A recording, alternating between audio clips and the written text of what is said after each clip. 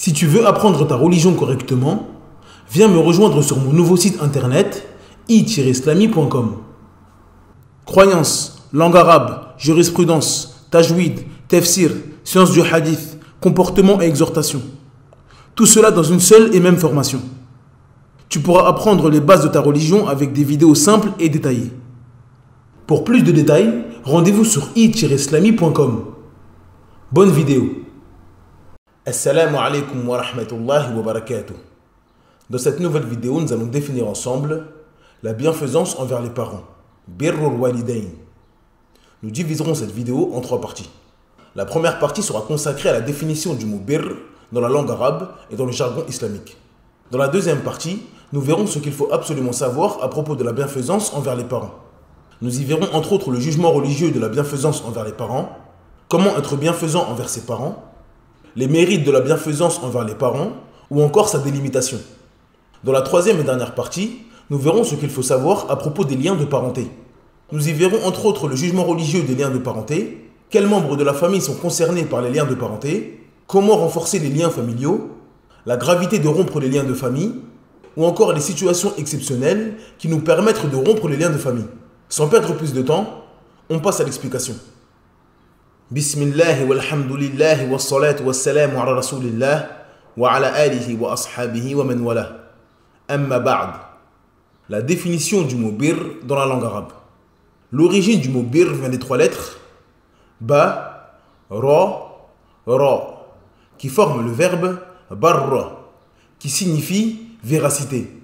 Quant au mot birr, il signifie une obéissance faite avec sincérité et véracité. La définition de la bienfaisance envers les parents dans le jargon islamique. Dans le jargon islamique, la bienfaisance envers les parents consiste à être doux envers eux, miséricordieux, prendre soin de leur état et ne pas leur causer du tort. Dans les textes, la bienfaisance envers les parents a également le sens de la préservation des liens de famille. Ce qu'il faut savoir à propos de la bienfaisance envers les parents. Le jugement religieux de la bienfaisance envers les parents. La bienfaisance envers les parents est une obligation pour tout musulman. Allah Azza wa Jal dit وَاعْبُدُوا اللَّهَ وَلَا تُشْرِكُوا بِهِ شَيْئًا وَبِالْوَالِدَيْنِ إِحْسَانًا وَبِذِي الْقُرْبَى وَالْيَتَامَى وَالْمَسَاكِينِ وَالْجَارِ ذِي الْقُرْبَى وَالْجَارِ الْجُنُبِ وَالصَّاحِبِ بِالْجَنبِ وَابْنِ السَّبِيلِ وَمَا مَلَكَتْ أَيْمَانُكُمْ إِنَّ اللَّهَ لَا يُحِبُّ مَنْ كَانَ مُخْتَالًا فَخُورًا. Dans la sourate 4 au verset 36, d'après la traduction approximative, Allah Azza wa Jal dit « Adorez Allah et ne lui donnez aucun associé. Agissez avec bonté envers vos pères et mères, les proches, les orphelins, les pauvres, le proche voisin, le voisin lointain, le collègue et le voyageur, et les esclaves en votre possession. Car Allah n'aime pas en vérité le présomptueux, l'arrogant. » Dans ce noble verset, Allah Azza wa Jal ordonne à ses serviteurs de l'adorer seul sans associé. Puis il fait immédiatement suivre cet ordre par celui de la bienfaisance envers les parents. Ceci montre l'extrême importance de cette adoration. L'imam al-Qurtubi rahimahullah a dit « Allah a lié son adoration seule à la bienfaisance envers les parents dans l'obligation. » Fin de citation. Comment être bienfaisant envers les parents? Allah Azza wa Jal dit « وَقَضَى رَبُّكَ أَلَّا تَعْبُدُوا إِلَّا إِيَّاهُ وَبِالْوَالِدَيْنِ إِحْسَانًا إما يبلغن عندك الكبر أحدهما أو كلاهما فلا تقل لهما أف ولا تنهرهما وقل لهما قولا كريما. Dans la sourate 17 au verset 23, d'après la traduction approximative, Allah Azza wa Jal dit « Et ton Seigneur a décrété, n'adorer que lui, et marquer de la bonté envers les pères et mères. Si l'un d'eux ou tous deux doivent atteindre la vieillesse auprès de toi, alors ne leur dis point « ouf » et ne les brusque pas, mais adresse-leur des paroles respectueuses. Dans énormément de versets, Allah Azza wa Jal nous ordonne la bienfaisance envers les parents. Une question peut donc venir dans la tête du croyant. Comment concrétiser la bienfaisance envers les parents? La bienfaisance envers les parents passe par 5 choses que le musulman doit concrétiser. La première consiste à être bienveillant et bon avec eux. Cela englobe la parole, le comportement et les dépenses envers eux. L'enfant fait tout son possible pour être bon avec ses parents dans tous ces domaines. Le deuxième consiste à ne pas leur causer de la gêne. Il ne faut pas causer de la gêne et du tort à ses parents, que cette gêne soit grande ou minime. Dans le verset que nous avons cité précédemment, Allah Azza wa Jal dit فَلَا تَقُلْ لَهُمَا أُفٍّ وَلَا تَنْهَرْهُمَا. Alors ne leur dis point ouf et ne les brusque pas. Dans la langue arabe, le terme ouf signifie le plus bas degré de douleur et de gêne. Donc dans ce noble verset, Allah Azza wa Jal interdit aux croyants de causer une petite gêne à ses parents en leur disant ouffin et une grande gêne en les brusquant. Exemple, ma mère me demande de descendre au magasin pour lui acheter du sucre. Je prends mes affaires et j'y vais immédiatement. Une fois remontée avec le sucre, elle me demande de redescendre car elle avait oublié qu'elle voulait de la farine. Je remets mes affaires et je retourne lui prendre de la farine sans rien dire. Une fois revenue avec la farine, elle s'aperçoit qu'il n'y a plus beaucoup de lait et me demande de retourner au magasin. Et à ce moment-là, je lui dis « Ouf !» afin de lui montrer mon mécontentement. Avec cette réponse, je n'ai pas été bienfaisant envers mes parents et j'ai transgressé l'interdiction d'Allah Azza wa Jal en disant « Ouf !» à ma mère. Il ne fait donc aucun doute que toute gêne envers les parents qui est au-dessus de cela est interdite en islam, comme le fait d'insulter ses parents, se moquer d'eux ou pire encore, les frapper. Le troisième consiste à leur apporter de la joie et du bonheur. Dans le verset que nous avons cité précédemment, Allah Azza wa Jal dit « وَقُلْ لَهُمَا قَوْلًا كَرِيمًا » Adresse-leur des paroles respectueuses. Cela consiste à dire à ses parents des mots et des paroles qui provoquent chez eux de la joie. Il est donc convenable de dire toutes les paroles qui provoquent la joie dans le cœur de ses parents, en les appelant par un surnom qu'ils aiment ou en leur disant que nous les aimons.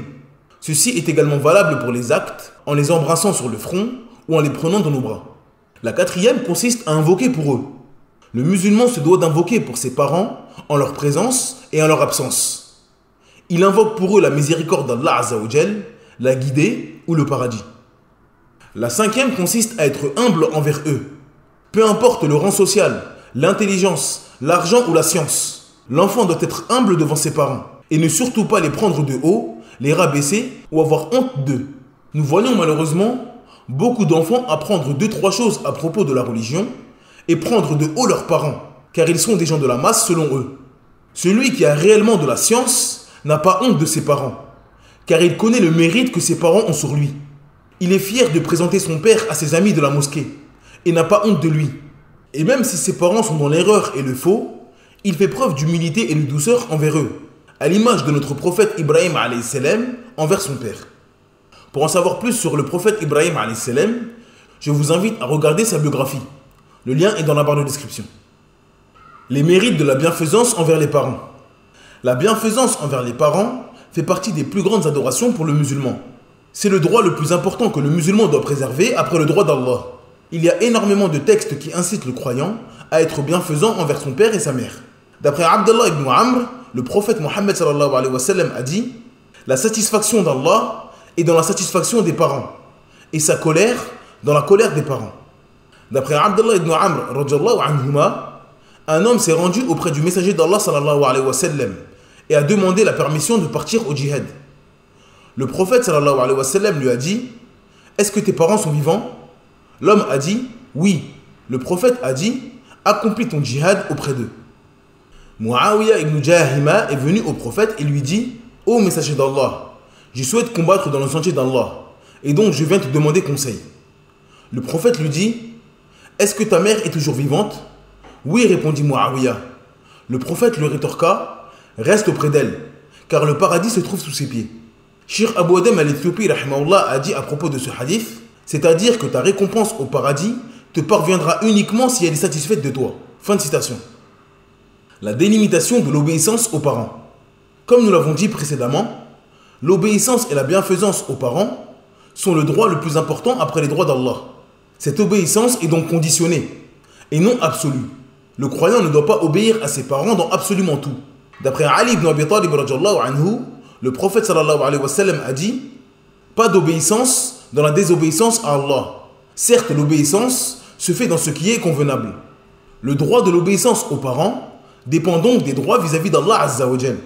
Si l'ordre des parents n'est pas en contradiction avec la religion d'Allah, il est obligatoire pour le musulman d'obéir à cet ordre. Et cela même si les parents ne sont pas musulmans. Mais si l'ordre des parents est une désobéissance, comme ne pas prier, ne pas mettre le voile, se raser la barbe, ou tout simplement ne pas être musulman du tout, il n'est pas permis aux croyants d'obéir à cet ordre.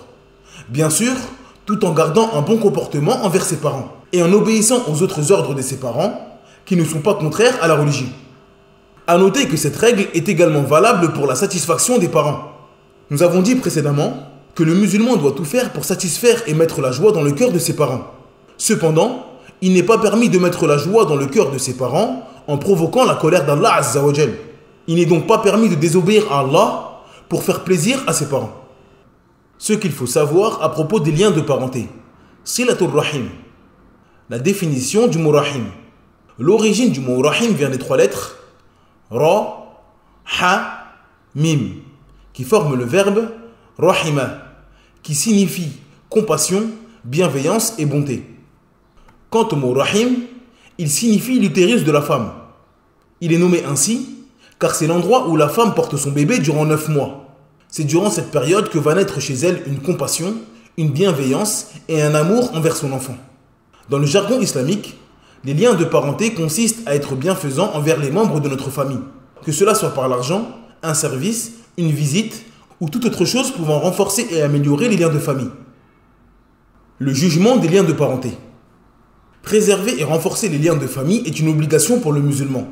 Allah Azza wa Jal dit Inna Allah ya'muru bil 'adli wal ihsani wa ita'i dhil qurba wa yanha 'anil fahsha'i wal munkari wal baghi ya'idhukum la'allakum tadhakkarun. Dans la sourate 16 au verset 90, d'après la traduction approximative, Allah Azza wa Jal dit certes, Allah ordonne l'équité, la bienfaisance et l'assistance aux proches, et il interdit la turpitude, l'acte répréhensible et la rébellion. Il vous exhorte afin que vous vous souveniez. Dans ce noble verset, Allah Azza wa Jal ordonne aux croyants l'équité, la bienfaisance et l'assistance aux proches. Qui est concerné par les liens de parenté? L'imam al-Nawawi rahimahullah a dit les savants ont divergé concernant la délimitation de l'obligation des liens de parenté. Certains ont dit qu'il s'agit de tous les mahrams, c'est-à-dire chaque personne qui est illicite pour nous au mariage à cause des liens de parenté. D'autres ont dit que la parenté était plus large que cela. Il s'agit de tous ceux qui ont le droit à l'héritage dans une famille. Et c'est cette parole qui est correcte. Fin de citation. En résumé, ce qui est voulu par la parenté dans ce chapitre, ce sont tous les membres de la famille du côté de notre père et notre mère. Donc toute personne qui a un lien de parenté avec nos parents entre dans ce chapitre. Les liens de parenté ont des degrés.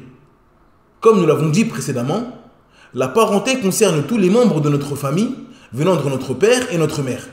Cependant, il y a une règle très importante que le musulman doit connaître. Plus la parenté est proche, plus elle est immense. Cette règle signifie que plus le membre de la famille en question est proche des parents, plus il est important et plus ce membre de la famille a des droits sur nous. Donc l'obligation des liens de famille a des degrés. Plus le membre de notre famille est proche, plus l'obligation est forte. Les liens de famille des parents ou des enfants ne sont pas égaux avec ceux des cousins et des tantes. Al-Qadi Iyad rahimahullah a dit il n'y a pas de divergence sur l'obligation des liens de parenté de manière générale et que les rompre est un grand péché car les hadiths indiquent cela. Cependant, il y a des degrés dans les liens de parenté. Certains sont plus élevés que d'autres. Le lien de parenté le plus bas qu'une personne peut faire consiste à lui adresser la parole, ne serait-ce que par un salam. Le jugement des liens de parenté diffère en fonction de la capacité et du besoin. Certains sont obligatoires, tandis que d'autres sont préférables. Fin de citation. La manière de renforcer les liens de parenté. Comme nous l'avons dit précédemment, il y a des degrés dans la parenté. Plus cette parenté est proche, plus nous avons le devoir de la renforcer. Ceci va être également le cas dans la manière de renforcer ces liens. Pour certains membres de la famille, un SMS une fois par mois suffira, tandis que pour un autre membre, il faudra une visite quotidienne. Pour connaître la fréquence de visite d'un membre de sa famille, il faut se baser sur les us et coutumes et ce qui est connu dans sa famille. Si votre tante considère le fait de ne pas prendre de ses nouvelles pendant un mois ou ne pas la visiter comme une négligence, il est de votre devoir de la visiter ou prendre de ses nouvelles tous les mois au minimum. Si ne pas visiter ou appeler votre mère dans la semaine est considéré comme une négligence dans votre famille, il est de votre devoir de ne pas dépasser cette période sans la visiter ou prendre de ses nouvelles. A noter que le moyen de prendre des nouvelles dépend également de ce qui est connu dans la famille et de la capacité de la personne. Si ce qui est connu dans la famille et que tous les enfants visitent leur mère une fois par semaine, alors je dois la visiter. Mais si un appel ou un SMS n'est pas considéré comme de la négligence, alors il est permis pour moi de le faire. Les mérites des liens de parenté. Comme nous l'avons dit précédemment, renforcer les liens de famille est une obligation pour le musulman. Il s'agit d'une immense adoration qui comporte de nombreux bienfaits. Parmi ces bienfaits, l'accomplissement des liens de parenté est un signe de foi en Allah Azza wa Jal et au jour du jugement. D'après Abu Hurairah radhiyallahu anhu, le prophète sallallahu alayhi wa sallam a dit: celui qui croit en Allah et au jour du jugement, qu'il fasse honneur à l'invité. Celui qui croit en Allah et au jour du jugement, qu'il renforce les liens de famille. L'accomplissement des liens de parenté est une cause d'augmentation de la vie et des biens. D'après Anas ibn Malik radhiyallahu anhu, le prophète sallallahu alayhi wa sallam a dit: celui qui désire voir sa subsistance augmenter et sa vie allongée, qu'il renforce les liens de famille. L'accomplissement des liens de famille est l'une des plus grandes causes pour entrer au paradis.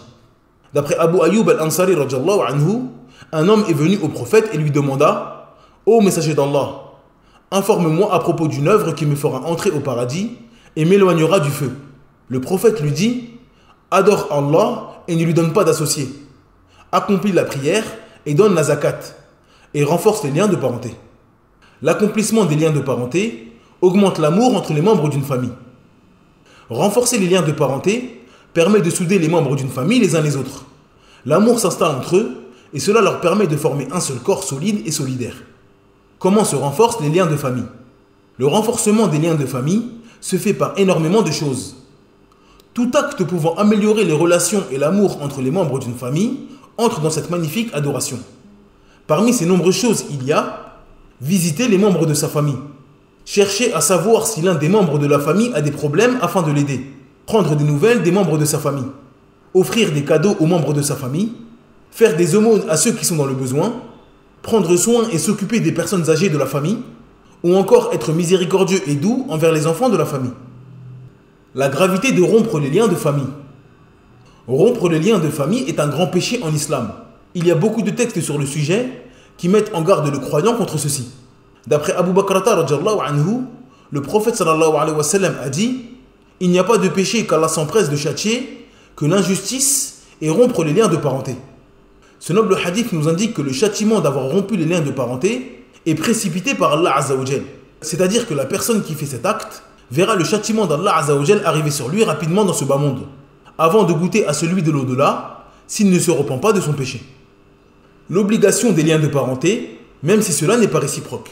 Comme nous l'avons dit précédemment, il est obligatoire pour tout musulman d'accomplir les liens de parenté, que les parents soient musulmans ou mécréants. Et cela même si les membres de sa famille ne le font pas envers lui. L'accomplissement des liens de parenté est une adoration que le musulman fait pour satisfaire son Seigneur. Il ne renonce donc pas à cela, même si sa mère, son père ou son frère refusent de lui adresser la parole ou se comportent mal avec lui. Le musulman n'a pas un bon comportement envers les créatures afin d'obtenir quelque chose d'eux en retour. Il a un bon comportement pour obtenir la satisfaction d'Allah Azza wa Jal. Si des membres de sa famille se comportent mal avec lui ou ne lui adressent pas la parole, il leur rend par le bien en fonction de ses capacités. Quand pouvons-nous rompre les liens de parenté? Ce que le musulman doit absolument avoir en tête est que l'origine est de préserver les liens de famille. Nous voyons malheureusement beaucoup de musulmans de nos jours rompre les liens de famille très facilement, et parfois pour des raisons qui ne méritent pas de rompre les liens de famille. Nous constatons des situations qui brisent le cœur. Une personne qui ne sait même pas comment se porte son frère de sang. Des tantes et des cousins qui habitent à 2 pas l'un de l'autre, mais ne se visitent jamais, et ne s'adressent même pas la parole.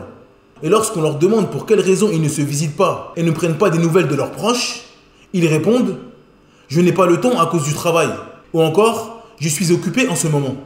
Mais lorsque nous nous connectons sur les réseaux sociaux, nous les voyons publier et envoyer des vidéos tous les jours.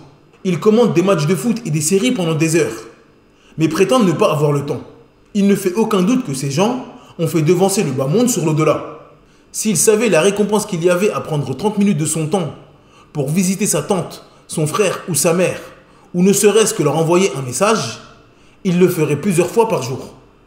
Il est donc important pour le musulman de savoir à quel moment il est permis ou non de rompre les liens avec un membre de sa famille, afin de ne pas tomber dans le péché immense qui consiste à rompre les liens de famille. Couper les liens de parenté pour une chose mondaine.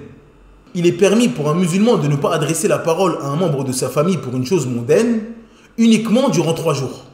Bien évidemment, la meilleure chose pour lui est de ne pas faire cela. Mais si un membre de votre famille vous a vexé ou blessé, il est permis pour vous de ne pas lui adresser la parole. Cependant, il est interdit de faire cela au-delà de 3 jours. Celui qui n'adresse pas la parole à son père, son frère ou sa mère durant plus de 3 jours pour une chose mondaine est dans le péché.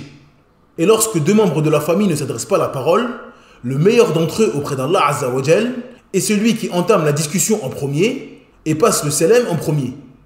Couper les liens de parenté pour une cause religieuse. Il s'agit du membre de notre famille qui est mécréant ou fait de la mécréance telle que la sorcellerie ou insulter Allah Azza wa Jal. Ou encore celui qui est innovateur ou qui fait des grands péchés de manière apparente.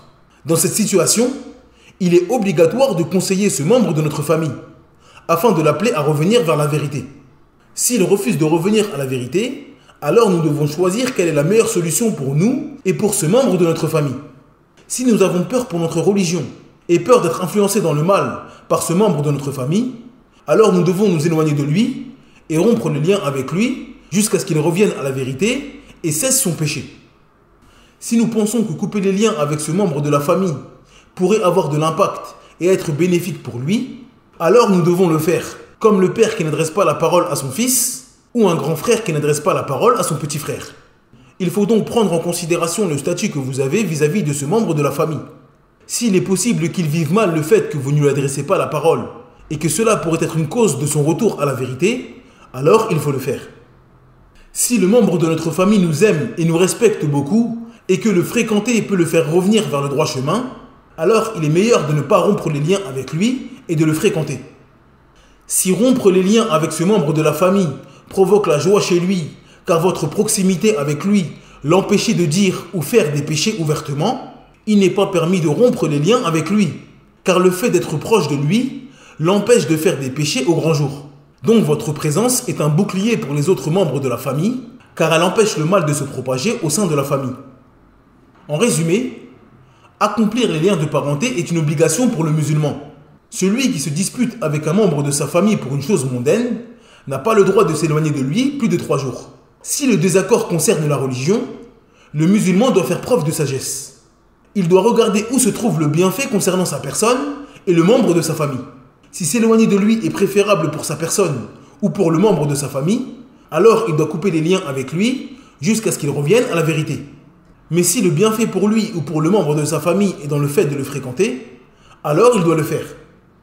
Comment continuer les liens de parenté de ses parents décédés? Abu Burda radhiyallahu anhu a dit: je suis arrivé à Médine, alors Abdallah ibn Omar est venu à moi et a dit: sais-tu pourquoi je suis venu vers toi? J'ai dit non. Il m'a dit: j'ai entendu le prophète sallallahu alayhi wa sallam dire: celui qui aimerait lier les liens de parenté avec son père alors qu'il est dans sa tombe, qui lie les liens avec les amis et proches de son père après sa mort. Et il y avait certes entre mon père Omar et ton père de la fraternité et de l'amour. Et j'aime lier cela. Ce noble hadith nous indique que celui qui souhaite continuer la noble adoration des liens de famille, après la mort d'un membre de sa famille, doit être bienfaisant envers les proches et amis du défunt. Aïcha radhiyallahu anha a dit: lorsque le prophète sallallahu alayhi wa sallam égorgeait un mouton, il en gardait une partie et disait: allez en apporter aux amis de Khadija.